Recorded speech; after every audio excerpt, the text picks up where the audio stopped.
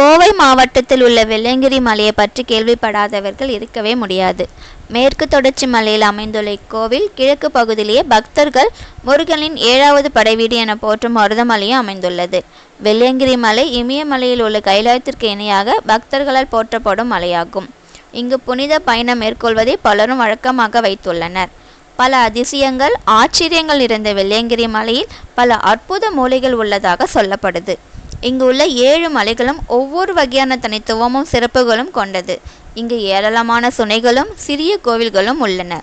7 மலைகளை கடந்து மலை உச்சியில் இருக்கும் வெள்ளையங்கிரி ஆண்டவரை தரிசித்தால் கைலாயத்திற்கு சென்று சிவனை தரிசித்த பயன் கிடைக்கும் என சொல்லப்படுது. சிவனுக்கு ஏன் 7 மலை என்ற பெயர் வந்ததுன்னு பார்க்கலாமா? திருப்பதி பெருமாளை தான் 7 மலையான் என நாம் அழைப்பதுண்டு. ஆனால் இந்த பெயர் சிவனுக்கும் பொருந்தக்கூடியதுதான். பெருமாள் மட்டுமல்ல, சிவனும் 7 மலையை கடந்து கோவில் கொண்டுள்ளார் என்றால் உங்களால் நம்ப முடிகிறதா? அப்படி ஒரு அதிசய கோவில் கொங்கு மண்டபத்தில் உள்ள கோவையிலிருந்து 30 கிலோமீட்டர் தூரத்தில் அமைந்துள்ள வெள்ளையங்கிரி மலை தான் சைவர்களின் 7 மலையாக திகழ்கிறது.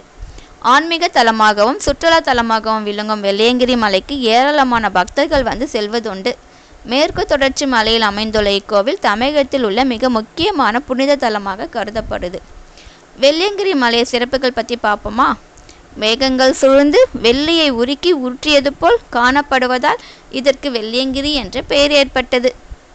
இங்கு உள்ள சிவன் கோவில் மிகவும் பிரபலமானதாகும். இந்த மலையில் சிவன் வீற்றிருப்பதாக ஐதீகம் உள்ளதால் இதை தென்கைலாயம் என்று பக்தர்கள் அழைக்கிறார்கள். சிவன் பஞ்சபூதங்களில் வடிவில் காட்சி தரும் கோவில்களை பஞ்சபூத தலங்கள் என தனித்தனியாக சென்று வழிபடுகிறோம். ஆனால் வெள்ளையங்கிரியில் பஞ்சபூதங்களும் ஒன்றிணைந்த வடிவமாக சிவன் காட்சி தருகிறார்.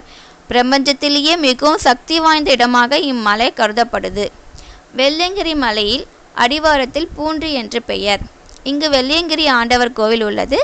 தாயார் மனோன்மணி அம்மன் என்ற திருநாமத்துடன் காட்சி தருகிறார். இங்கு தியான லிங்கமும் உள்ளது. மலையேறி செல்ல முடியாதவர்கள் இங்கு வந்து வெள்ளையங்கிரி ஆண்டவரை வழிபட்டு செல்கின்றனர். அதோடு 5 விநாயகர் காட்சி தரும் பஞ்ச விநாயகர் மண்டபம், பக்தர்கள் தங்கி ஓய்வெடுப்பதற்கான மண்டபம் உள்ளிட்டவைகளும் அமைந்துள்ளன. வெள்ளையங்கிரி மலை ஏறும் பக்தர்கள் முதலில் இங்கு வந்து வழிபட்ட பிறகே மலையேறி செல்கின்றனர். இதற்கு மேல் 3500 அடி உயரம் கொண்ட 7 மலைகளை காணப்படுகின்றன. இதன் 7வது மலையில் உச்சியில் உள்ள குகையில் சிவம்பு லிங்கம் ஒன்று உள்ளது. இந்த 7 மலை ஏறி செல்வது அவ்வளவு எளிதான காரியம் கிடையாது.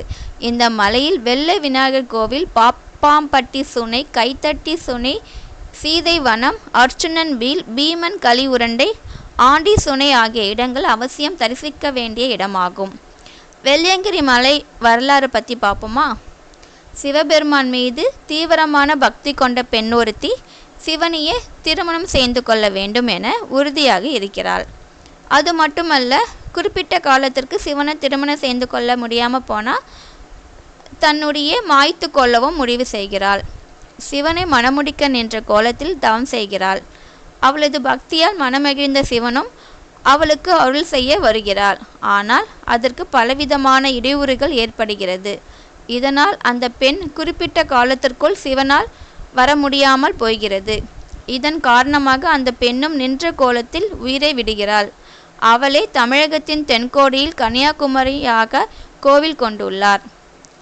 தனது பக்தியை உரிய நேரத்தில் வந்து காப்பாற்ற முடியாமல் போனதால் மனம் வருந்திய சிவன் மன அமைதிக்காக ஒரு இடத்தை தேடுகிறாள். அப்படி அவர் தேடி சென்று மலையேறி அமர்ந்த தலம்தான் வெள்ளையங்கிரி மலை என புராண கதை சொல்கிறது. வெள்ளையங்கிரி